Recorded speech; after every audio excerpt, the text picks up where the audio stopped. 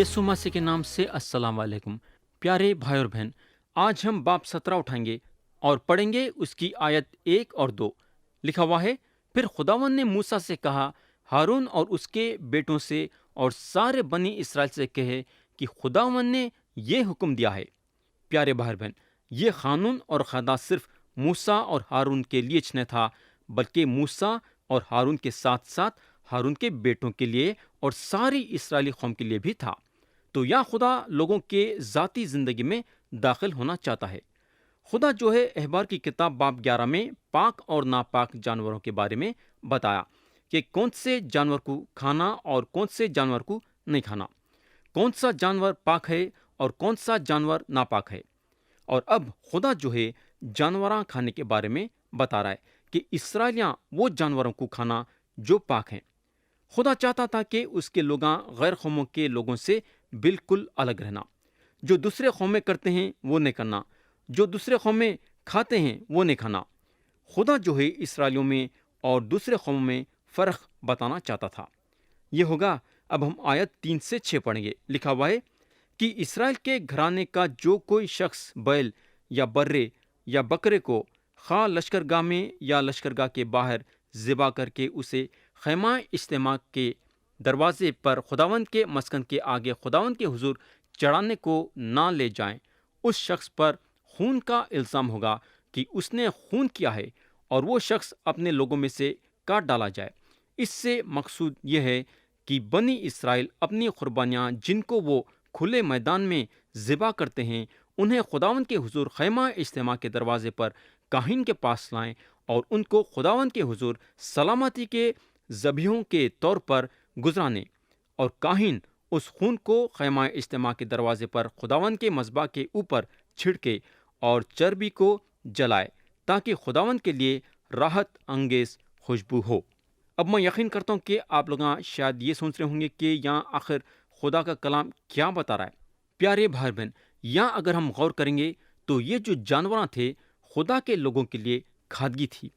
दूसरे अल्फाजों में खुदा यहाँ ये बोल रहा है कि इसराइलियाँ ये खादगी को उसके मेज पे लाना। अब सवाल ये पैदा होता है कि खुदा यहाँ इतना सख्त कई को था। अगर उन लोग रात के खाने के लिए बर्रा खाना चाहते थे तो वो बर्रे को खैमा इज्तिमा के दरवाजे के पास लाके ज़िबा करना पड़ता था।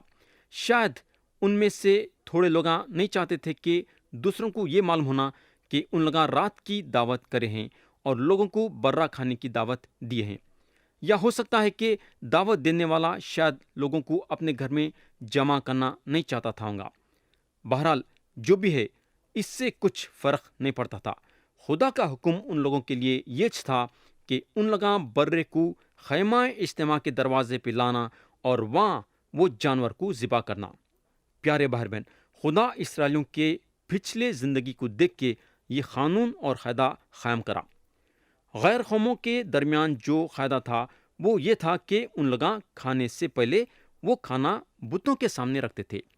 और क्योंकि इसराइलियाँ एक वक्त मिस्र में गुजारे थे और ये सारे बातों से वाकिफ थे, तो खुदा उनको बुत परस्ती से बचाने के लिए, उनको रूहानी बंदिश से बचाने के लिए, उनको अदालत से बचाने के लिए अपना कानून और कायदा उनके सामने रखा, ताकि ये लोग उसके बताए हुए कानून और कायदों पे चलना और बुत परस्ती से बच के रहना। खुदा नहीं चाहता था कि इसराइलियाँ जो नापाक से निकले हैं फिर वो नापाकी में शामिल होना। जब इसराइलियाँ मिस्र में थे और हालांकि उन लोग गुलामी में थे, तो भी उन लोग मिस्रियों के वैसा बुत परस्ती थे, यानी बुत परस्ती करते थे। खुदा उन लोगों को मिस्रियों के बंदिश से इसलिए नहीं छोड़ा कि उन लोग बड़े थे। खुदा उन लोगों को इसलिए छोड़ा, कई को बोले तो उन लोग उससे दुआ करे, और उन्हें इसलिए छोड़ा, कई को बोले तो उन्हें हज़रत इब्राहिम, हज़रत इसहाक और हज़रत याकूब से कसम खाया था। ये बात हमको ज़रूर याद रखना है कि जब खुदा कसम खाता है तो उन्हें वो कसम को पूरी भी करता है। अब सवाल ये पैदा होता है कि हम ये बात कैसा मालूम होना, यानी कि हमको ये बात कैसा मालूम होना कि इसराइलियाँ बुत परस्त थे। हम हिजकिय्याह की किताब बाब 20 और उसकी आयत 6 से 8 पढ़ेंगे तो हमको ये बात का सबूत मिलेगा कि इसराइलियाँ मिस्र में बुत परस्ती करते थे।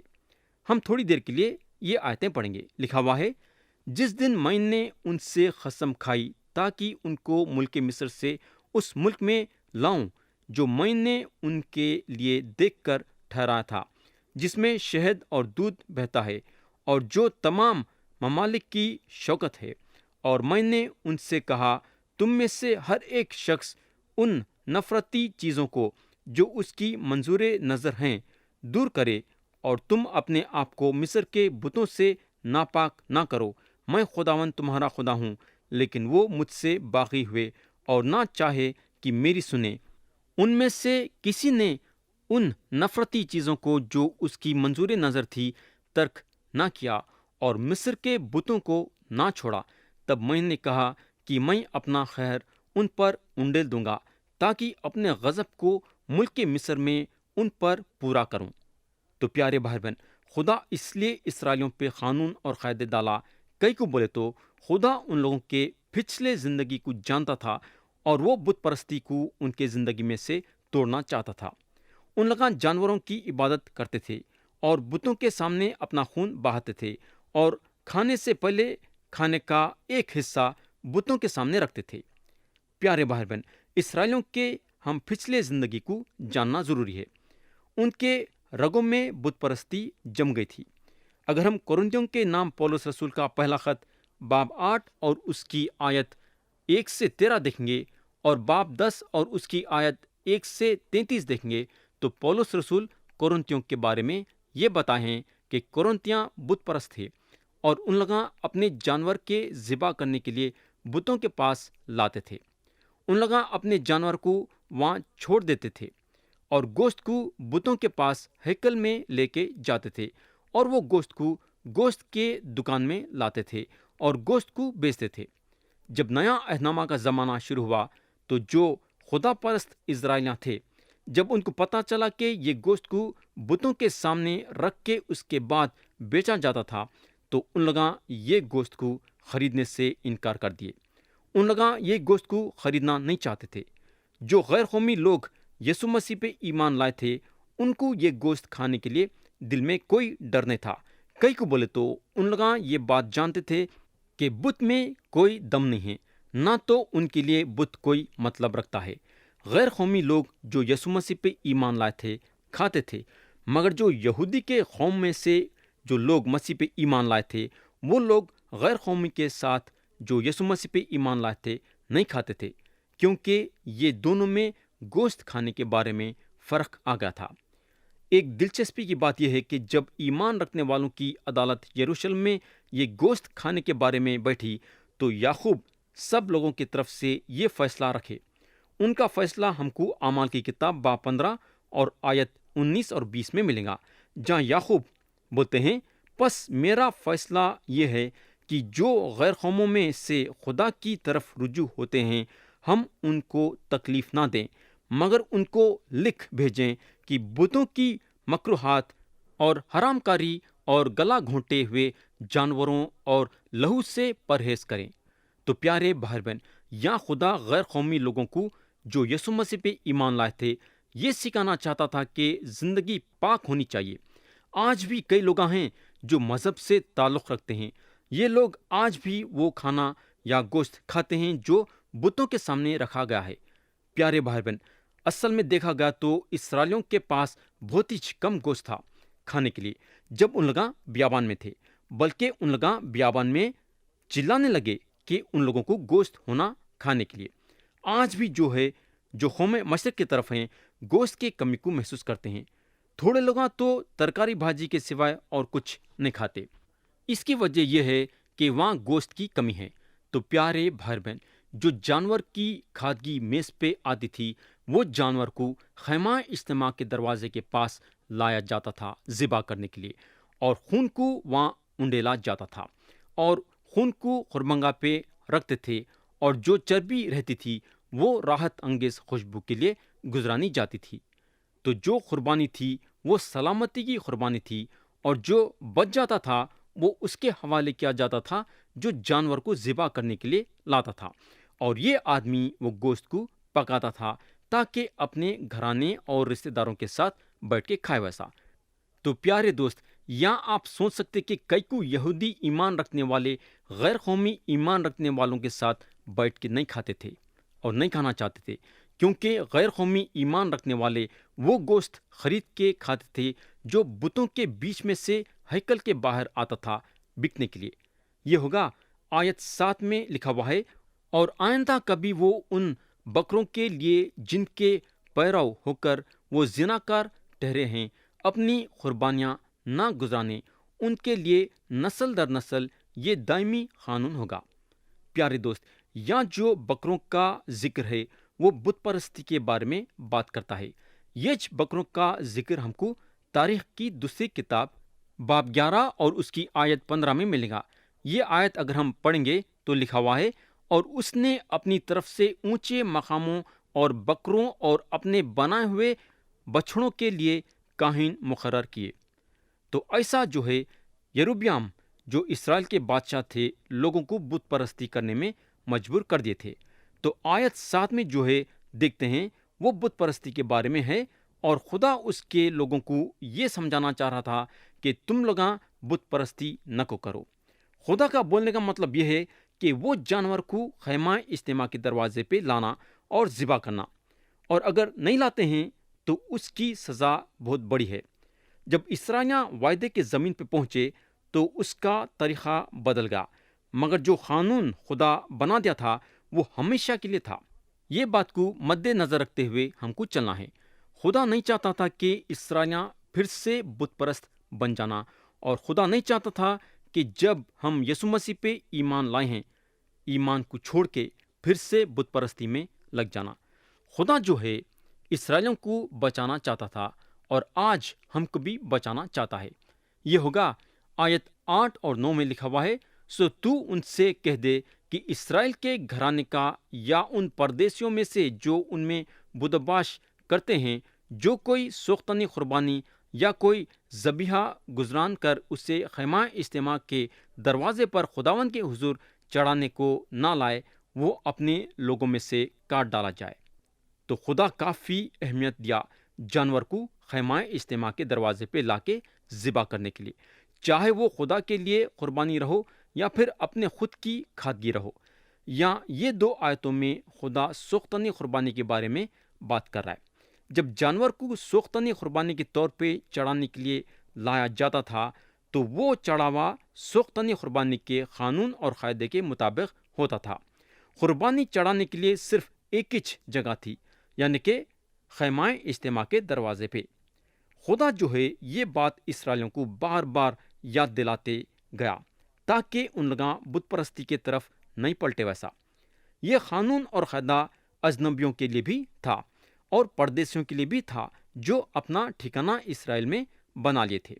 خدا ان کے لیے بھی یہ قانون اور قاعدہ رکھا۔ ہمیشہ یہ بات کا خطرہ تھا کہ کہاں اسرائیلیاں غیر قوموں کے طرف رجوع ہو جائیں گے۔ ہم کو معلوم ہونا چاہیے کہ غیر قوم کے لوگاں ان کے بیچ میں بسے ہوئے تھے۔ اسرائیلیوں میں یہ کمزوری تھی کہ ان لوگاں غیر قوموں کے لوگوں کو زندہ اور سچے خدا کی طرف پلٹانے کے بجائے ان کے خداؤں کی طرف پلٹ جاتے تھے اور ان کے ویسی بت پرستی کرنا شروع کر دیتے تھے۔ یہ ایک بہت بڑی کمزوری اسرائیلی قوم میں تھی۔ خدا ان لوگوں کو یہ چیزوں سے بچا کے رکھنا چاہتا تھا۔ خدا آج بھی ایمان رکھنے والوں کو اپنے کلام کے ذریعے سے نیک ہدایت دیا ہے کہ بت پرستی اور غیر قوموں کے صحبت سے بچے رہنا۔